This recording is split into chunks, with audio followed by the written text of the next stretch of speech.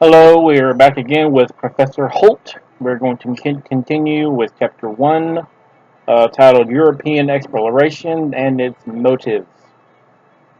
So here we go, Chapter 1. About 600 years ago, people from the continent of Europe began to move out to the rest of the world. They already knew that other continents existed, but they knew very few specific details. Travelers also had visited in distant lands, brought back fascinating stories, exotic spices, and other products. Current technological advances made sea travel possible for traders wanting to acquire these goods faster and more easily than by land routes. Some Europeans from Spain and France sought to spread Roman Catholic beliefs. Many went as proselytizing priests to bring pagan peoples into submission to Catholic traditions. Still others were motivated by the possibility of great wealth. Since trade and exploration could be very profitable, new economic arrangements in the different parts of Europe caused improved financing of long-distance trade. As exploration and conquest continued, large amounts of gold were brought back from the New World. This new heading is called New Technology. In order to launch what we call, in order to launch what we now call the Age of Exploration, we need to understand the development of Western technology. Technology is the science of applying knowledge to practical purposes. Several kinds of inventions affected social and intellectual life. More seaworthy vessels and reliable navigational instruments made long ocean voyages possible. Without these, East Asia and the Western Hemisphere would have been beyond reach. All through the Middle Ages, people found ways to improve their tools and methods of doing work. They invented the crank, the wheelbarrow, and the canal log. A major breakthrough came with inventions that are now taken for granted. Windmills and water mills began to take over jobs like cutting wood, grinding grain, and draining swamps and mines. Also in this period came the nailed horseshoe and the tandem harness. With its hooves now protected from breaking, the horse replaced slow-moving oxen from pulling plows and heavy loads.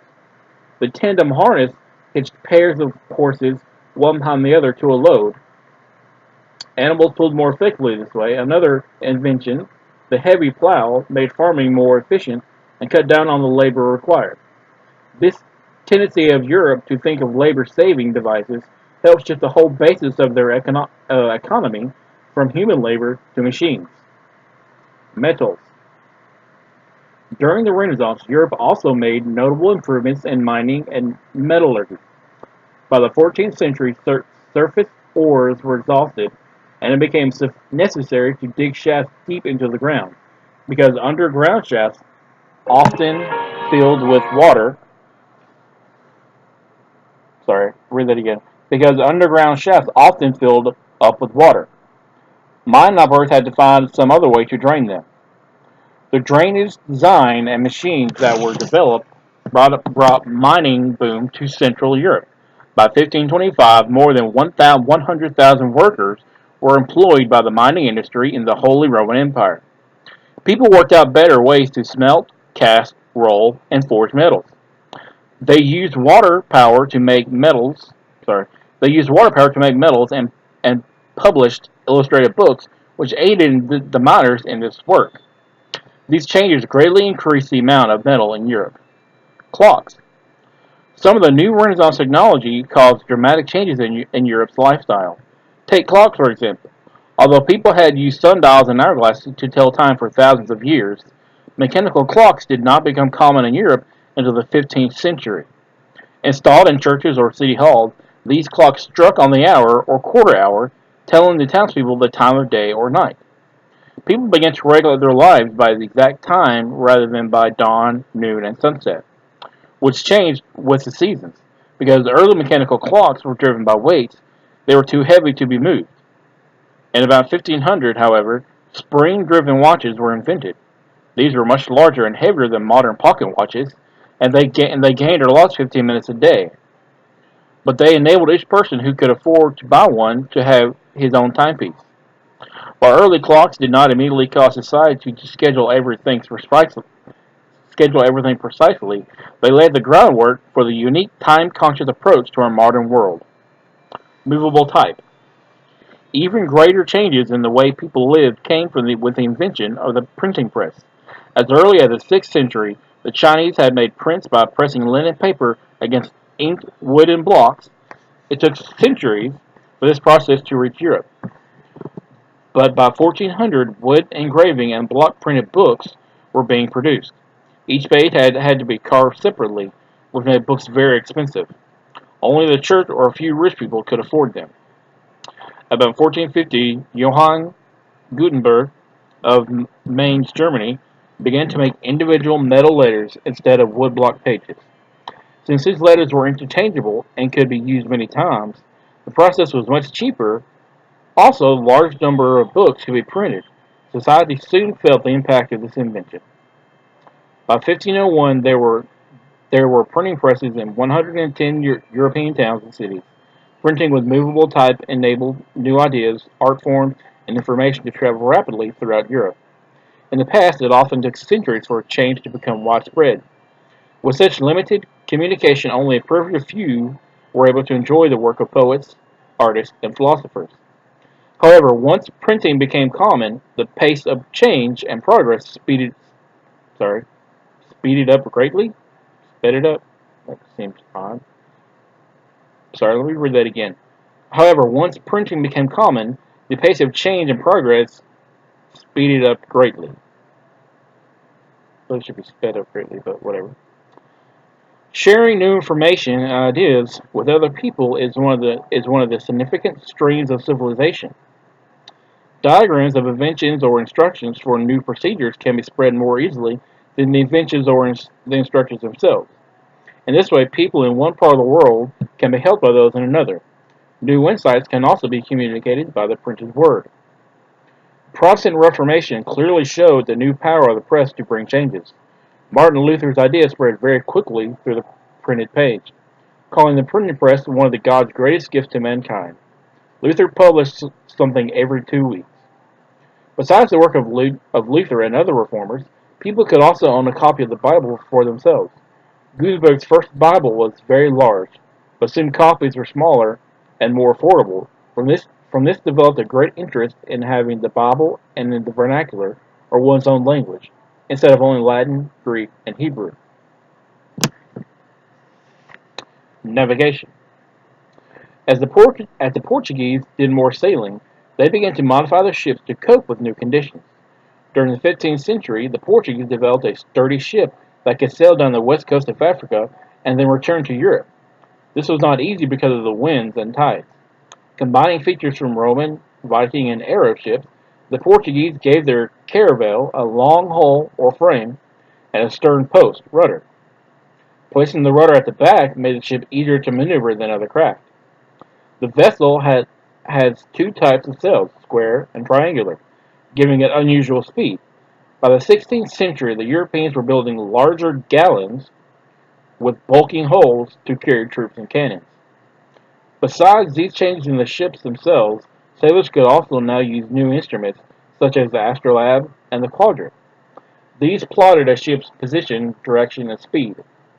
Accurate coastal maps called portolani were also drawn.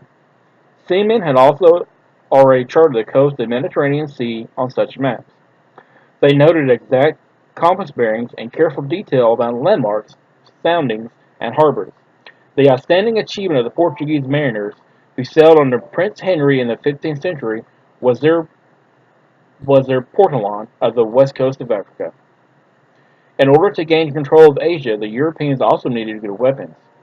They used an invention of the Chinese. They used an invention of the Chinese, gunpowder. The Chinese had used gunpowder for firecrackers and for starting fires, not for weapons.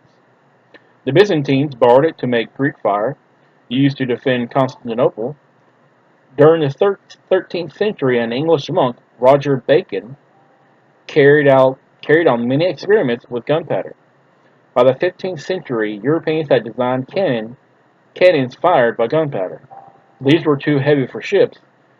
Then, in the early 16th century, they made lighter cannons.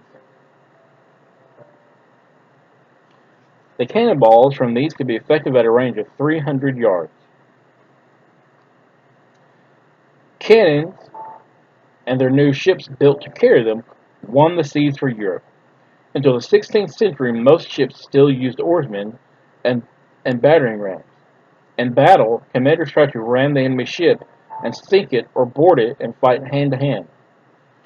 Such slow, awkward, and risky methods, still used in Asia, were no match for the new technology of the Europeans. Okay, so before I turn the page there's a couple of footnotes here we'll read. Um, let's see.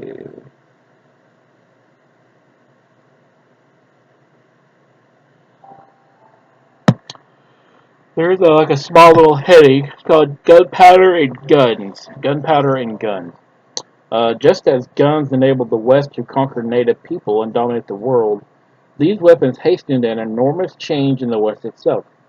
The early the early discoverers of gunpowder seemed to sense its significance. When Roger Bacon first wrote down the formula for it, he used a code so dangerous. He used a code so dangerous that he considered the substance. Wait, what? I'm going to read that again. When Roger Bacon first wrote down the formula for it, he used a code so dangerous that he considered the substance. That sentence doesn't make sense. When Roger Bacon first wrote down the formula for it, he used a code so dangerous that he considered the substance. That sentence doesn't make sense, but okay. But the secret could not be kept. Someone invented the cannon. Historians do not agree on whom to credit for this development, but the first time these noisy, undependable weapons appeared in battle was in 1346 at Crécy, France. After that, attackers pointed the great guns at castle walls, an act which helped bring the medieval way of life to an end. No longer safe within his castle, the noble had to join with his other lords when he was threatened. The vast number of small kingdoms gave way to larger units, and these would later form nations. Since the serfs and villagers could no longer count on the lord's castle for protection, their ties to him weakened. Thus, while guns and gunpowder changed the nature of warfare, both on land and at sea, these weapons also helped change the structure of Western society. All through history, people have used weapons to help force their will upon others. As nations developed, they took up this practice on a larger scale. It is ironic that before nations made serious attempts to change this habit, a weapon powerful enough to restore all life had to appear. Alright, so now we're going to turn the page. The next heading here is the missionary motives of Catholicism. While considering the reasons Western explorers set out on their quest, one must not overlook religion, for it too played an important part. Many people knew that Christians were supposed to preach throughout the whole world. Matthew 28:19-20. Some have specifically studied the Bible to see what it is to say about the rest of the world. Not only does the Bible teach evangelization,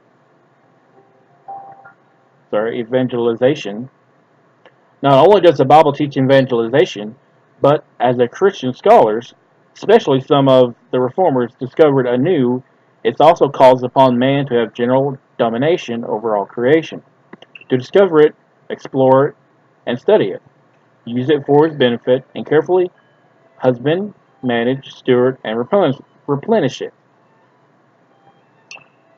Genesis 1:27-28 and 9:1 through 2 and 7. Columbus and Prince Henry. The Italian-born pre-Reformation mariner Christopher Columbus, 1451 to 1506, was one explorer who sailed into new worlds partly because of his vision drawn from the Bible. He compiled verses from the Bible into his book of prophecies. It includes biblical teachings about the earth, the seas, undiscovered tribes, the spread of the gospel, the second coming of Christ, and the nature of his kingdom. Columbus believed that the kingdom of God would not come until all the lands of the earth had heard the gospel. He felt that God had chosen him to discover the unreached tribes so that the gospel could be preached to them. In order that he might complete this task, the Holy Spirit had given him special aid in understanding the scriptures and the science of navigation. Later, after he had discovered new lands, he wrote to Pope Alexander VI asking for priests and friars to help him teach the natives. Prince Henry, the Navigator of Portugal, 1394 to 1460, had previously become involved in exploration because of his Christian faith. Entrusted with the defense of the Portuguese foothold on the North American coast, he was convinced of the need to outflank Islam, stretching into a great crescent from the Russian steppe to the Atlantic coast of Morocco. Muslim lands hemmed in and threatened Christian Europe. However, Europeans believed that beyond Islam to the east and south were non-Islamic peoples, many of whom were Christians. If the Europeans could work their way around the Muslims and contact the African Christians, it would be possible to take the enemy from the rear in a new crusade. The only way to do that was to sail down the west coast of Africa. The legend of Prester John. Henry, like other Europeans, believed that the Eastern Christians were led by a great king, Prester John. The legend of Priest John probably began in the 12th century with some Asian Christian priest and a king who was the enemy of the Muslims. Later, the story placed him in Ethiopia, which was ruled by Coptic Christians. Some of this ruler's priests had chapels at Jerusalem, and his envoys occasionally came to Rome. Europeans were able to Europeans were able in their thinking to transfer the king from Central Asia to Eastern Africa because both lands lay somewhere toward the Indies on the border between myth and reality. In this marvelous kingdom of Prester John, one could find unicorns, giants, and men whose heads grew beneath their shoulders. In the midst of these wonders, the king lived in a fantastic castle surrounded by a moat of precious stones. His throne room contained a magic mirror in which he could see at will any part of the world. Dozens of lesser kings obeyed him. His army had millions of foot soldiers, hundreds of thousands of horsemen, and thousands of war elephants. The descriptions of Prester John vary, but they have one central theme. He was extremely wealthy and powerful. Representatives of the Ethiopian emperor who reached the west encouraged this idea. As the Portuguese embarked on their voyage to the east, they wished to increase their knowledge, convert the heathen, and share in the riches of the Orient. But the main goal was to find Prester John and reunite broken Christendom in a great crusade to crush Islam. Missionary motives. Most of the missionary zeal fueling early Western expansion came from the Spanish and Portuguese Roman Catholics. Columbus first sailed to the New World 25 years before the beginning of the Reformation. The Protestants were first busy in Europe and later became involved in English colonies in North America. Beginning in the 18th century and then increasing dramatically in the 19th and 20th centuries, many Protestant groups also became involved in worldwide missions. Catholic missionary activity had to face many non-Christian religions. It should not be surprised that Christianity and Islam clashed, since the latter religion instructs its adherents to conquer territory for its God, Allah. By way of contrast, followers of most Asian religions did not try to win converts. Confucianism does not include the teaching that it should be spread to other cultures. So a follower of that system would have no religious motivation to explore the rest of the world. But the beliefs of Christianity gave Europeans a drive to contact other peoples. Congo Kingdom. One of the earliest European missionary efforts of this period took place in Africa Kingdom of Congo. Portuguese seamen came upon this realm in the 1480s, baptized the ruler, and helped him in struggles with neighboring tribes. When his son Alfonso became king of 1507, the new ruler established close relations with the king of Portugal and asked for technical aid. A strong Catholic, Alfonso renamed his capital São Salvador, which means Holy Savior. He made Catholicism the state religion and based his royal authority on it. He asked for more missionaries, but few actually came. Because of Portuguese slander in his domain, because of Portuguese slavery in his domain and meddling in local politics, he soon grew disgusted with the Europeans. Vainly he protested to the Pope and Portuguese king. He may have been one of the first Africans to learn that not all Europeans follow the Christian principles. which they supposedly believed. After Alfonso's death in 1545, Roman Catholicism slowly declined in Congo. His successor at first worked with the church, especially to obtain better schools, but the newly arrived Jesuit missionaries did not show him proper respect. Still, Congo kept its diplomatic ties with the Vatican and won papal support in the war with Portugal over nearby Angola in the 1620s. An Africanized form of Catholicism thrived for a short time in Congo. The state claimed that God and his angels were black and that Christ had lived in the area. Eventually, all that survived of that faith was the use of the cross and images of saints as charms. Catholicism in the New World. The missionary outreach that began in Africa continued to other parts of the world. As the Spanish took control in the Western Hemisphere, a friar named Bartolome de las Casas came to the New World to preach to the Indians. Las Casas not only tried to win the native people to Catholicism, but he also taught the Spanish that the Indians were human beings who should be treated with kindness and consideration. Some of the other friars, however, did not join Las Casas in his crusade. Many were content to follow the practice of Durbino, Archbishop of Lima, from 1580 to 1606. Although he tried to defend the Indians, he must have spent most of his time baptizing and confirming them. Mass baptisms led to converts who had very little knowledge of Christianity. By 1594, he claimed that he had confirmed over 800,000 people. To deal with the problems caused by contact between Indians and Europeans, separate villages were set up for the Catholic Indians. These villages resembled the reservations started later in the United States. In Paraguay, for example, there were 30 villages, each with a church, hospital, convent, and a school where children could learn. A school where children could learn Latin. Governed by priests, these communities offered Indians an 8-hour workday and recreational activities. Church attendance was required. However, most Indians of South and Central America did not live on reservations, but attended parish churches modeled after those of Spain and Portugal. Spanish friars were also active. Oh, 1 second, I need to plug in my computer. It's going to die. Hold that thought.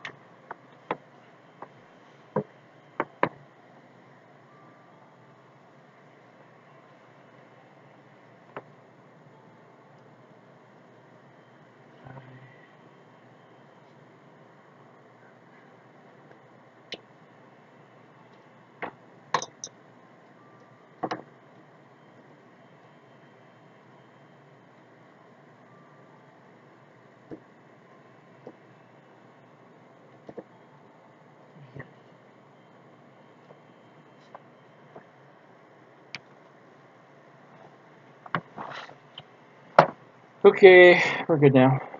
Alright, I'm back. Where did I get to? Okay, so top of page 16. Here we go. Let's see. Knowledge of Christianity by 1594, he claimed he had confirmed 800,000 people. Okay.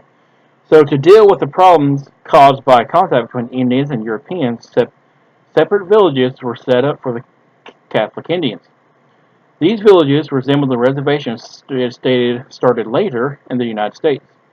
In Paraguay, for example, there were 30 villages, each with a church, hospital, convent, and a school where children could learn Latin. Governed by priests, these communities offered Indians an 8-hour workday and recreational activities. Church attendance was required. However, most Indians of South and Central America did not live on reservations, but attended parish churches modeled after those of Spain and Portugal. Spanish friars were also active in Asia. A Spanish effort came to the Philippines, which by 1620 had an archbishop, a Catholic university, and more than 300,000 baptized converts. The success in this land raised hope that other victories would soon follow. Sir Francis Xavier. Among those who tried to produce some such miracles was the Basque priest Francis Xavier, 1506 to 1562. One of the founders of the Jesuit order, his work demonstrated that Roman Catholic proselytizing was headed by the Jesuits. formed with military patterns, the Jesuits were the key opponents in the Roman Catholic Church to combat the Reformation. This autocratic order stressed exact discipline and salvation by human effort. Their missionary or proselytizing activity was marked by formalism and syncretism. Syncretism, syncretism, syncretism meant that they did not seek for the gospel to transform culture and society, but to mix with pagan cultures as as an as an supplement. No, but to mix with pagan cultures as a supplement. As a result, there was no real long-term leavening influence of the gospel. Instead, their defective form of Christianity was mixed up with pagan false religions. Xavier went on to mission in India in 1542 and later to Malacca in the East Indies and Japan. Although mastering none of the language which he encountered, he felt at home among Hindus, Muslims, and Buddhists. He used a technique of formalized mass conversion, working under the protection of the government. He would gather a crowd to him, then he would recite the Apostles' Creed, the Ten Commandments, the Rosary, and the Lord's Prayer. After repeating this process many times, he would baptize those who had simply memorized these statements and expressed faith in God. That's absolutely ridiculous, but okay. Then he would move on to another place, leaving behind some of his more dedicated followers to take care to take to care for the new converts. In the Orient, Jesuit missionaries faced the challenge of strong competing religions. Often they found their worship welcome in the temples, but Hindu and Buddhist worship continued along with it.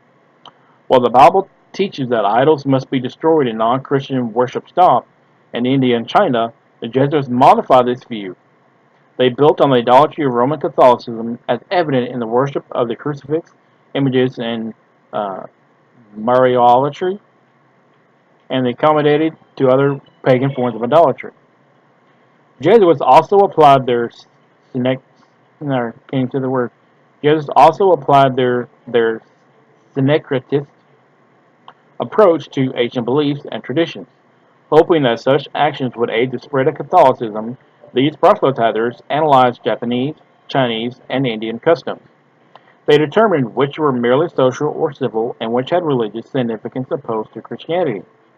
Previous missionaries had condemned the old traditions of emperor worship and veneration of Confucius and forebears as pagan and incompatible with Christian faith. The Jesuits argued that many of these old rites were not religious, but merely related to legitimate respect for one's ancestors. They contended that the Chinese and other Oriental influenced by Confucian culture would never accept Catholicism if these rites were forbidden. The Jesuits made great progress by the late 1600s in converting the Chinese emperor, and they hoped that if the old traditions could be absorbed into Christianity, the whole of Chinese culture would follow the emperor into Christianity. One Italian Jesuit leading this effort in its early days were Ricci. Matthew Ricci. Matthew Ricci.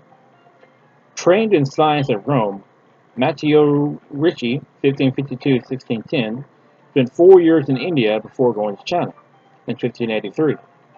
Typical of his accommodating approach, he began a lecture by showing clocks, scientific instruments, maps, and books. He then spent hours discussing with his hearers the errors of agreement between Confucian wisdom, and Catholic, Catholic Christianity. Hundreds of thousands of copies of his dialogue between a Chinese scholar and a European priest were distributed to the Chinese. By the year of his death, 1610, there were more than 2,000 converts to Roman Catholicism in China. For more than a century, the issue of adapting to ancient customs, as Ritchie had done, was debated by church officials. These were occasional persecutions and occasional period of growth in the number of Catholics in China. Finally, after 50 years of debate, Pope Clement XI declared it wrong to value Confucian tradition too highly or pay undue respect to one's ancestors. The next two emperors exiled most missionaries from China and intensified restrictions on Chinese Catholics. Because Chinese culture was so influential throughout the Far East, the decision of the Pope effectively shut the door to Christianity and that part of the world for years to come. Roman Catholics in Japan. Another major Oriental land, Japan seemed to offer a chance to repeat the Philippine success. By 1617, there were at least 300,000 Catholics in Japan. Fearing that the priests would help Westerners take over the land, the government halted the rapid spread of this religion. In a series of horrible... That doesn't sound good. No, Siri.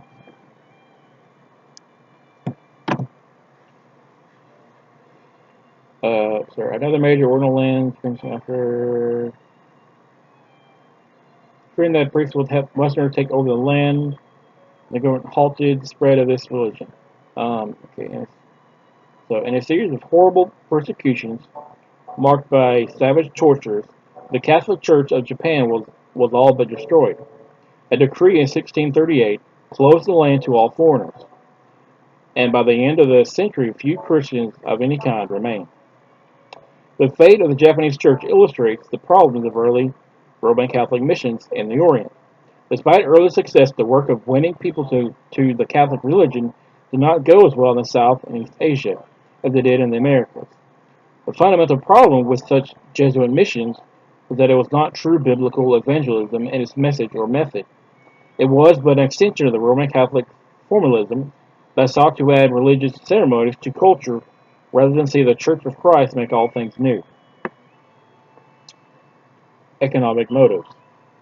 European technology and the desire to spread Christianity were significant factors in European expansion around the globe. But there were other reasons for the Western success, reasons that had to do with money, production, and trade. All during the Middle Ages, European trade increased greatly. By the time the Renaissance started, many merchants had grown very rich. Farmers, craftsmen, and others had to increase production to supply this growing trade. During the 14th and 15th centuries, this increase in production and wealth in Italy led to a new type of economy, capitalism. What is capitalism? Capitalism is an economic system characterized by the voluntary exchange of goods and services among individuals who are free and self-governing. In a capitalistic economy, private individuals invest sums of money in commercial, industrial, and banking ventures.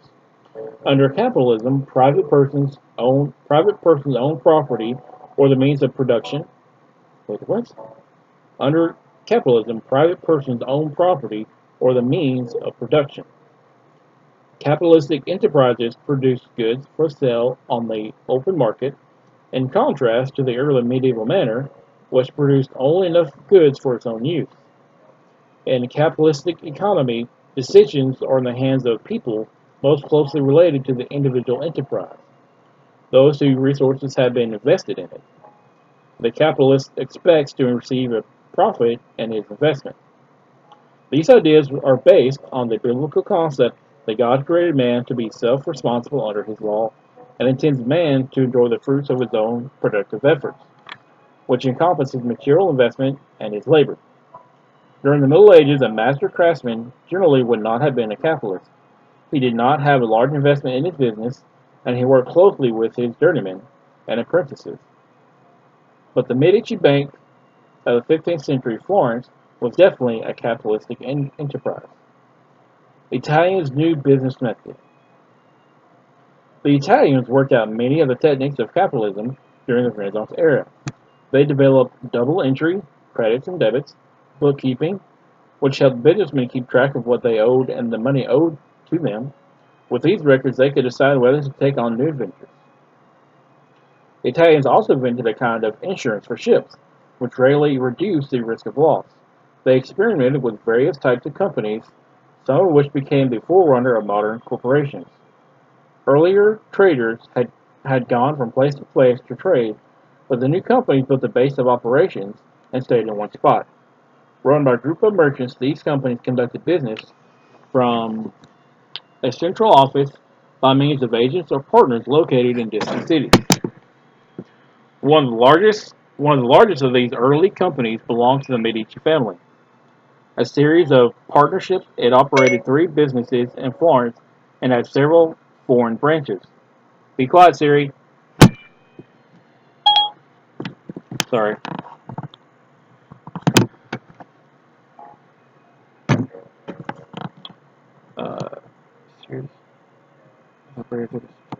So I'm sorry. So it operated three businesses in Florence and had several foreign branches. The Medici supplied more than half the capital to each partnership so that they could keep control. They traded in many types of goods, engaged in industry and mining, and operated large banks. Foreign exchange and credit also brought great profits for the Medici. The use of credit began during this period and made it unnecessary for merchants to carry large amounts of cash. Then, too, credit made borrowing easier. I think it's some water here.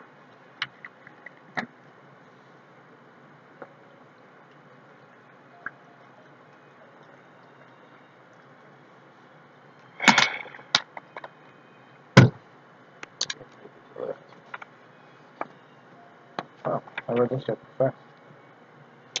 Okay.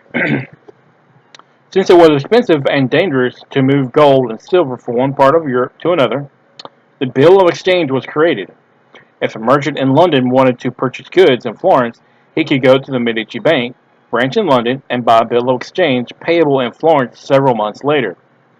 On the agreed date, he or his agent in Florence would make purchases in London with a bill of exchange, and the one would cancel the other.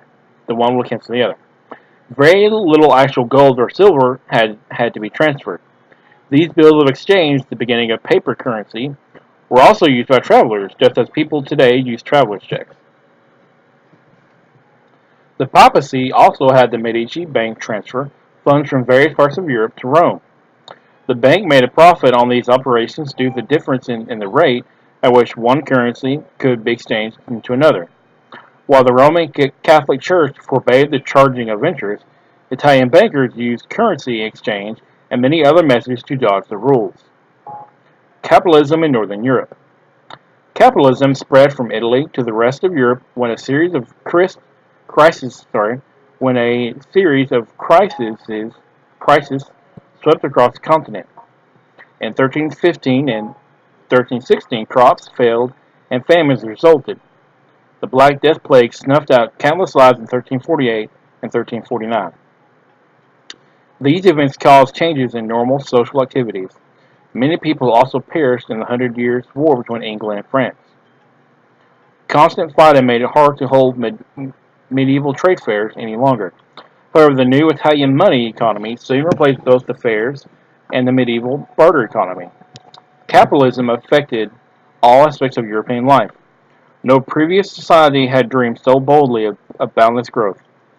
Most only wished to keep their present standard of living, not better it.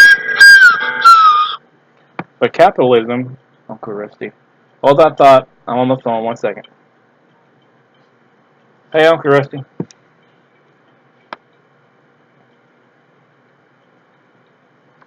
She's asleep right now. She's been sleeping most of the day. Yeah,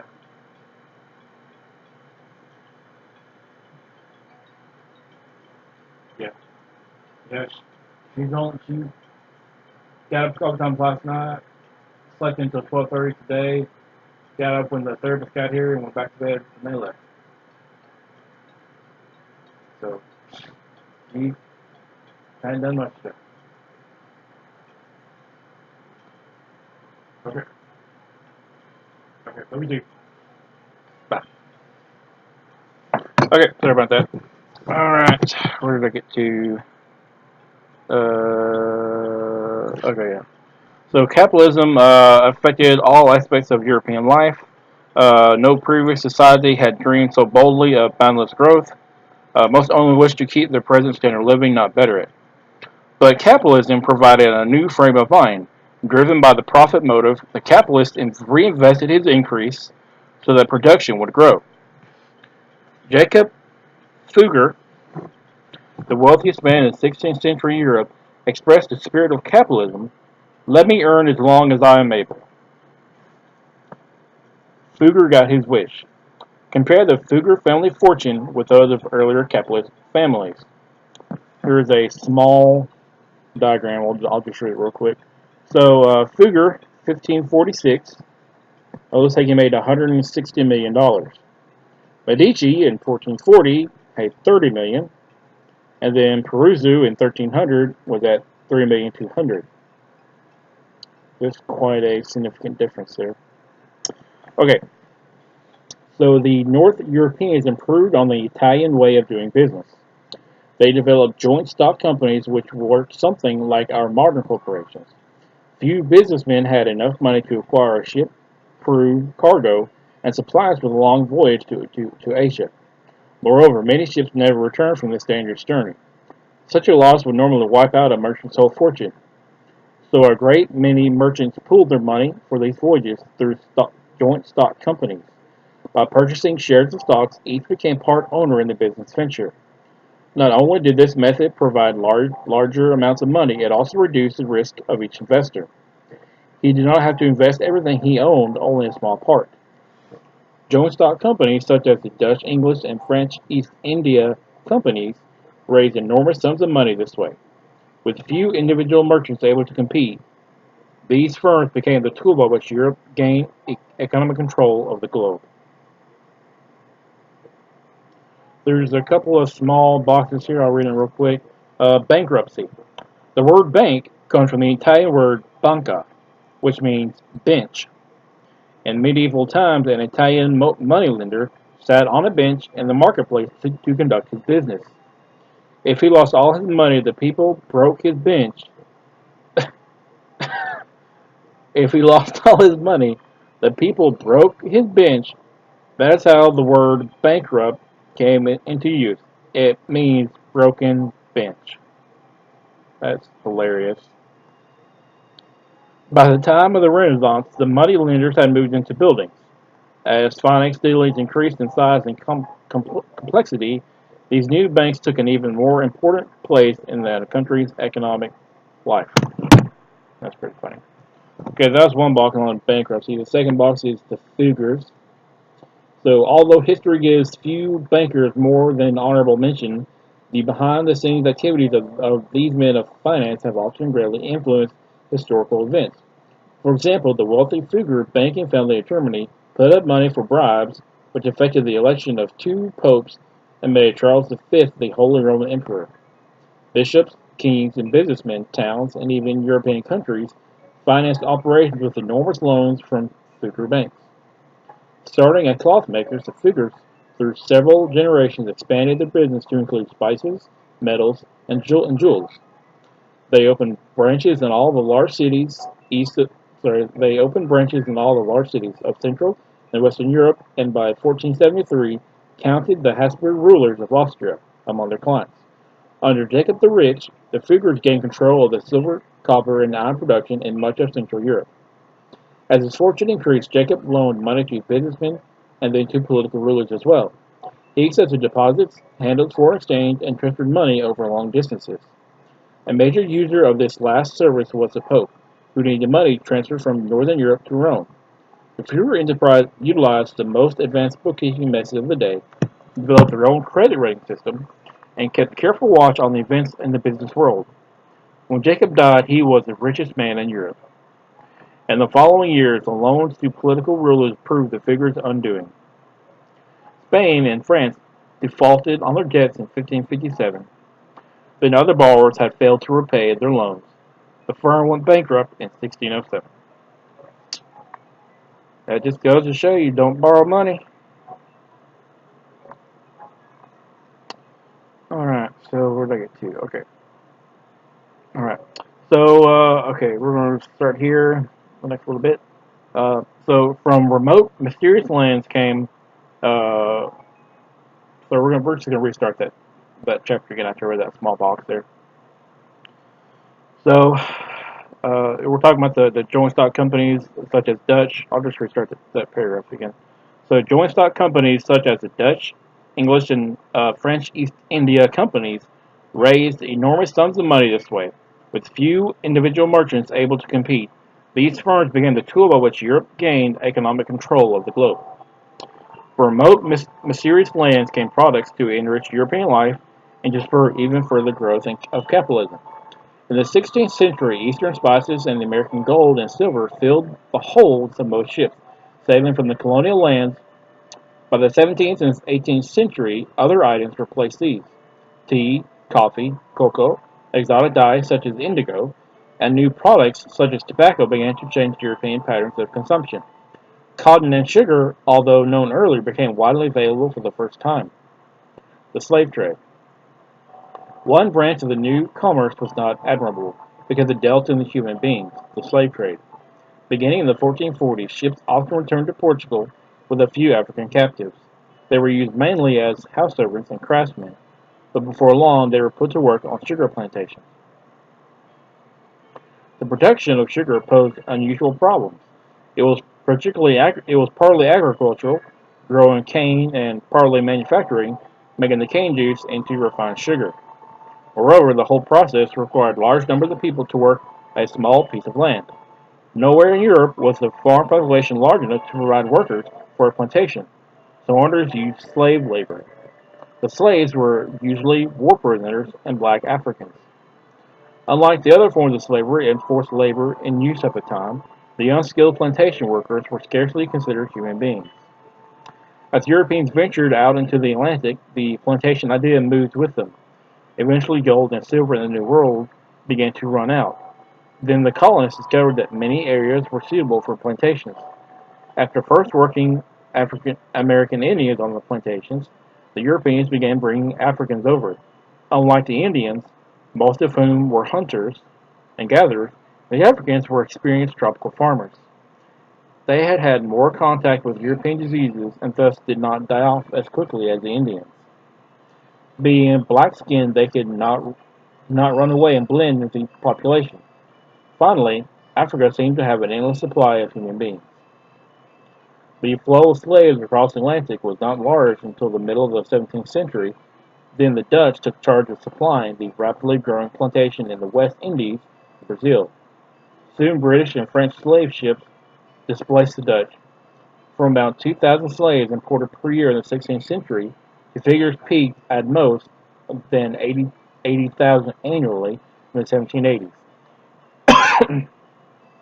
Close to 10 million Africans landed in the Western Hemisphere during the 400-year history of the Atlantic slave trade. This traffic in human beings proceeded through several steps. First, ships from Europe carrying manufactured items, rum, cloth, and other trade goods came to West African coast. There, the captains exchanged these for slaves provided by African middlemen.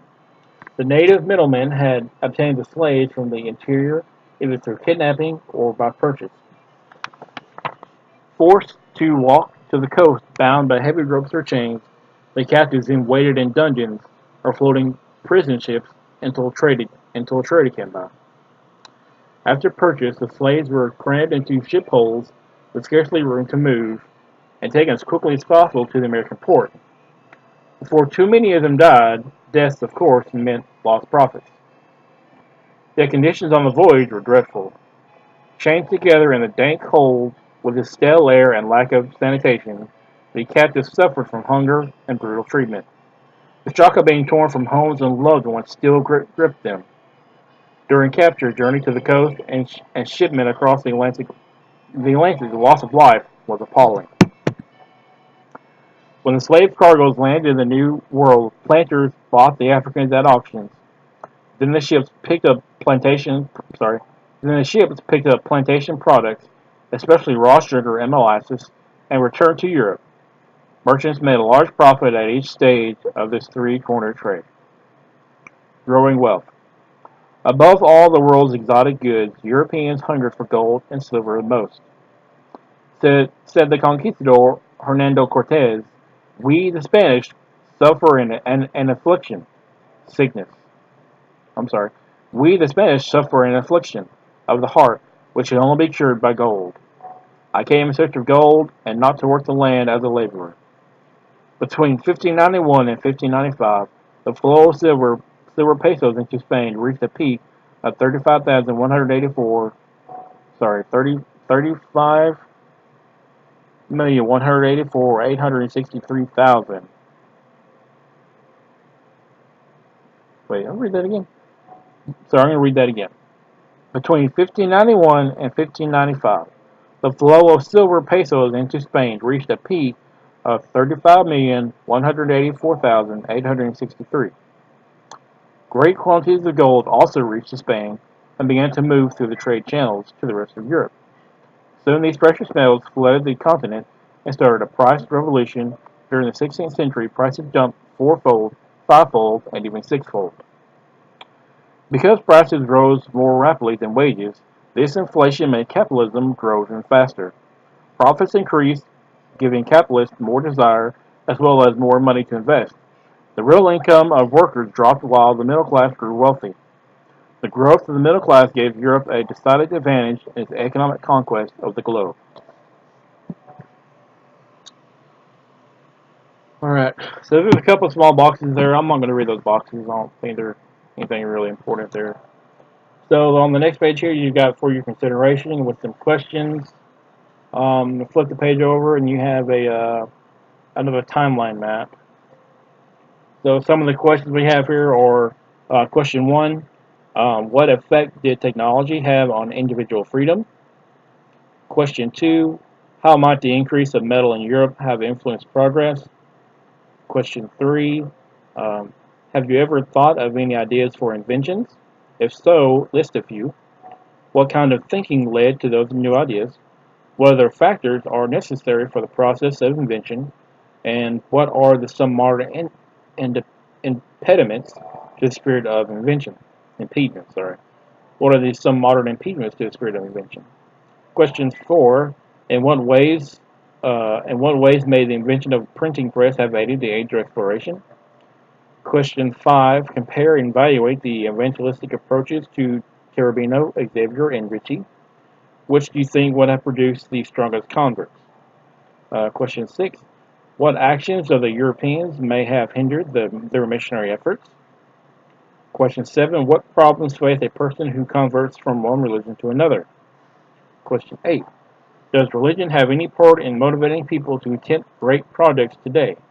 Illustrate. Question 9. What are some strengths and weaknesses of capitalism? Question 10. Did the slave trade increase racial prejudice? Is any form of slavery justifiable? And the last question, number 11. Why did inflation in the 16th century increase business profits? How would inflation have affected craftsmen? Alright, so that's all of chapter 1. I will do chapter 2 next time. See you later.